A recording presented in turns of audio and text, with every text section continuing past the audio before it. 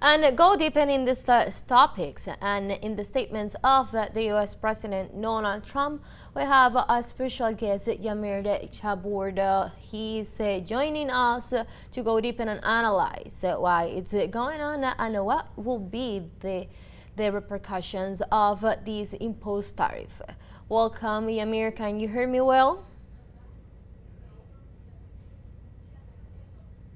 You hear me?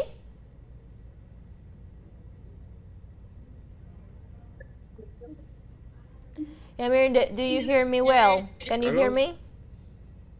Yes, I can hear you, yes. Okay, let's start. Can you hear me? Yeah, perfectly. Okay, great. Yeah.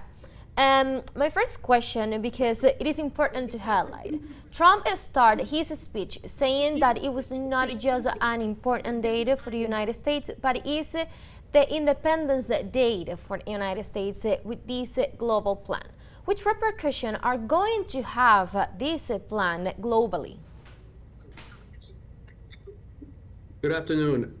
Thank you for having me again on your show on teleSUR. Greetings to everybody from the United States, from New York City, to answer your question about President Trump's recent speech on these new tariffs he's planning to unleash, which he's calling today Liberation Day. This marks the beginnings of the United States empire's default and attempts to try to take hegemonic control through its economic system and through these tariffs, which Trump is weaponizing as a trade war amongst countries he has at odds with, such as China and such as other states like Mexico and like Canada. This is his manner of trying to demonstrate the willingness and the force of the United States empire as it's crumbling under this capitalist crisis. But this is going to hurt a lot of people worldwide, and including inside the United States, where we're already suffering from countless inflation, and this will add on to even more inflation for the working class, which he is making his supporters believe is going to serve the working class. Yeah, and another thing that he said, imposed a tariff on the automobile market. How this will influence this commerce market? Well, the automobile industry has been in dismay out in the Midwest. He had somebody from the United Auto Workers Union join him in his speech from the state of Michigan, one of the many swing states that President Trump won. He's right now seeing of how he's promising workers out in Michigan that these manufacturing jobs that were lost due to the effects of the NAFTA agreement in the 90s would return back to these areas out in the Midwest, these states out in the Midwest, such as Michigan, that were deindustrialized due to NAFTA. So this is his way of demonstrating that he's promising his supporters, mostly in the auto worker field, that jobs will come back in this area, in these areas of the country. But we have to wait and see. As of right now, most of the car parts are coming from other countries such as Canada and Mexico and Japan. So we have to wait and see what are these effects going to have, and how in the sectors of the car industry, how unions are going to be affected, and their response going to be if they don't get what President Trump promised them. Another thing is at the beginning, he imposed sanctions or announced the imposition of sanctions, no more, pardon, tariff, because it's normal to Trump to impose sanctions all over the world. And the tariffs, the imposition of tariffs in the TMEC, the trade between Mexico, Canada, and the United States. And so the imposition of this tariff, not only now for the Mexico and Canada, they are the neighbors, but globally. And the inflation this will generate, how will this affect not only the world but specifically the United States, because the president of the United States is the one who is imposing this tariff, and these repercussions will represent a problem for the country itself? So, this will definitely have a lot of effects towards the people of the United States. As of right now, we are suffering under massive inflation, increase in living standards, increase in food, lack of medicine, and we have increased homelessness, and lack of purchasing power, buying power, and this right here is going to hurt us more because as we see, if you're putting tariffs, like if you're a local business, like let's say you're selling clothes and most of your clothes are coming from either Mexico and Canada, and now Donald Trump in his efforts to wanting to have these two states heal to his demands, um, is putting tariffs on them. And I'm a local business that I have shirts that come, or commerce that come from these countries.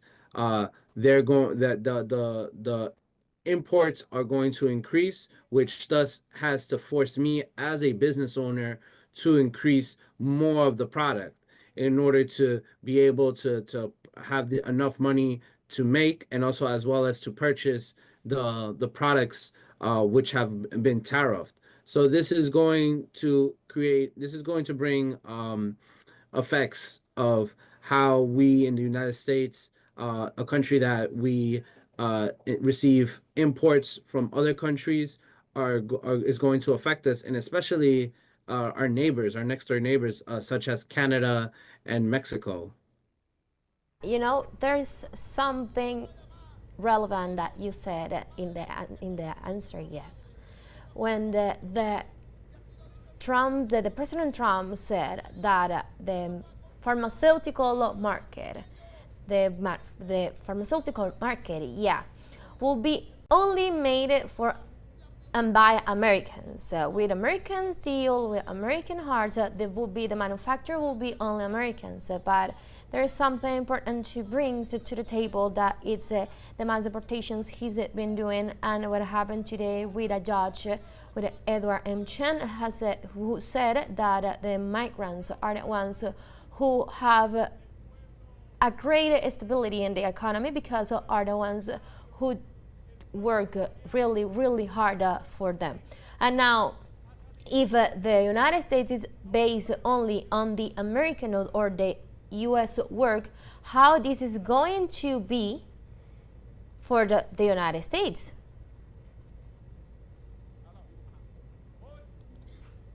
Well, this is a president moment that we're living under with this new Trump administration, Trump 2.0. As we see, President Trump has come back with a mandate. He is not as he is familiar with the systems, demonstrating what the president can not do and what the president can do. And he himself is demonstrating the power of these tariffs and how they will be able to affect other countries. And I guess he's starting with Canada and Mexico. So this is a way for President Trump to uh, make promise, and also as well as move forward with his campaign, which is called "Make America Great Again." But when we uh, analyze what does that campaign mean, uh, when was America ever great for marginalized communities? And thus, this is a way of him trying to make the U.S.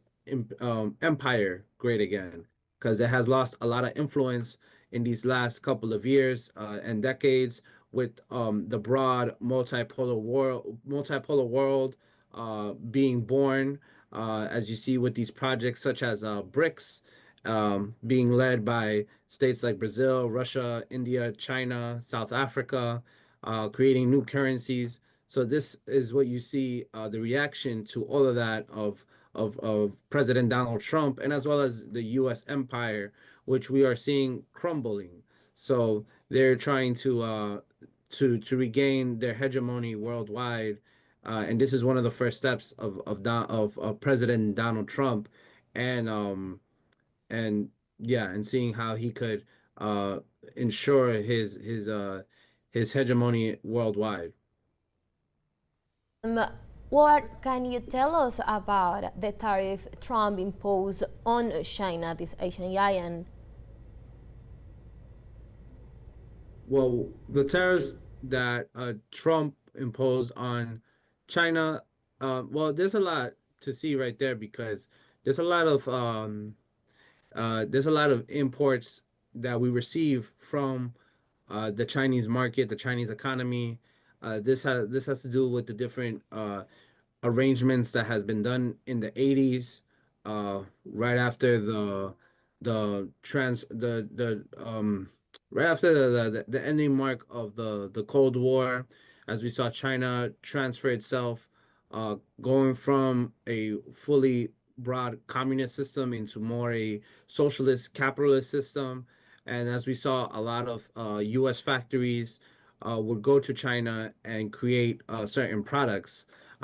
So we here in the U.S. are have been accustomed for like a couple of decades already receiving uh, these commodities from the Chinese state.